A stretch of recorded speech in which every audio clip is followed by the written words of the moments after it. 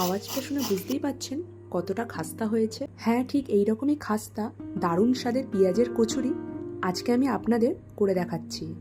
আর এইটুকু বলতে পারি, কচুরিগুলো ভাজতে ভাজতে কিভাবে যে পেটে চলে যাবে আপনারাও বুঝতে পারবেন না। তাই আর দেরি না করে প্রথমে এক বাটি ময়দা নিয়ে তাতে নুন, ঘি আর হাতে ঘষে একটু জোয়ান দিয়ে ভালো করে এটা মিশিয়ে নেব।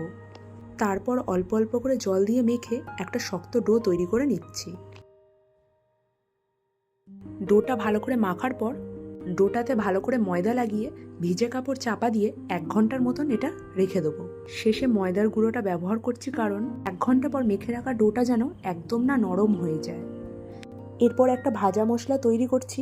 তার জন্য গোটা ধনে, জিরে আর মৌরি, তাতে সামান্য একটু লবণ দিয়ে একটু নাড়াচাড়া করে ভেজে নামিয়ে এটা গুঁড়ো করে নিচ্ছি। এরপর সাদা তেলের মধ্যে 1 চামচ ঘি দিয়ে গুঁড়ো করে রাখা ভাজা মশলাটা দিয়ে দিচ্ছি। তাতে আদা কুচি, লঙ্কা কুচি দিয়ে একটু নাড়াচাড়া করেই তারপর 4-5টা পেঁয়াজ একদম ছোট ছোট করে কুচিয়ে রেখেছিলাম সেটা দিয়ে দিচ্ছি। দিয়ে তাতে কাশ্মীরি লঙ্কার গুঁড়ো, হলুদ গুঁড়ো আর একটু হিং দিয়ে এটা একটু ভেজে নিচ্ছি। পেঁয়াজটা ভাজার পর 2 চামচ বেসন দিয়ে এটা আর একটু ভেজে নেব যাতে না বেসনের কাঁচা গন্ধটা থাকে। একটু ভেজে একটা সেদ্ধ করা আলু স্ম্যাশ করে দিয়ে দিচ্ছি আর সাথে পরিমাণ মতো নুন দিয়ে ভালো করে এটা নাড়াচাড়া করে আরেকটু ভেজে নেব। তারপর সামান্য একটু এলাচ গুঁড়ো ছড়িয়েই নামিয়ে দেবো, দিয়ে এটা ঠান্ডা করতে দেবো।